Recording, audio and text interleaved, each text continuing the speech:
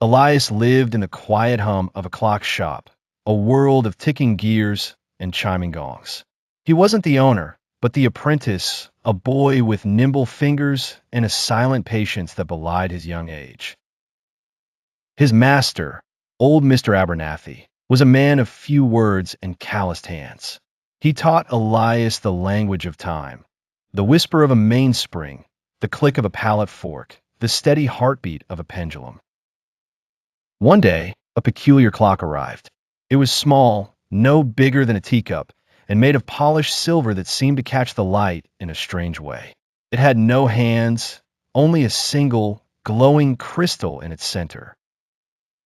Mr. Abernathy, after a long look, shook his head. "A curiosity," he grumbled. "Not a clock. It tells no time." He set it aside, intending to sell it as a trinket. But Elias was captivated. When the shop was empty, he would hold the little clock, feeling a faint warmth radiating from the crystal. He noticed that the light inside pulsed faintly, its rhythm changing with his own mood. When he was calm, it glowed with a soft, steady light. When he was excited, it flickered and danced. The clock, he realized, didn't tell the time of day, but the time of a feeling. It measured moments, not hours. One afternoon, a young woman rushed into the shop, her face stained with tears. She had lost a locket, a family heirloom, and was desperate. She described it to Mr. Abernathy, who sympathetically shook his head. "I'm sorry, miss. We don't deal in lost things here."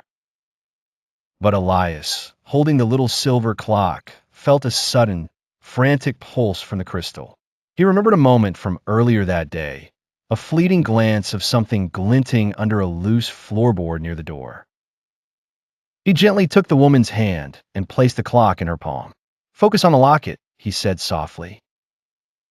The crystal's light pulsed wildly, and the woman's eyes widened.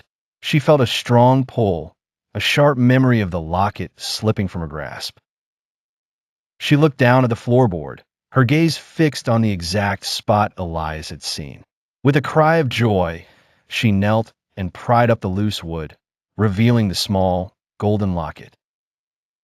From that day on, the peculiar silver clock became Elias's companion.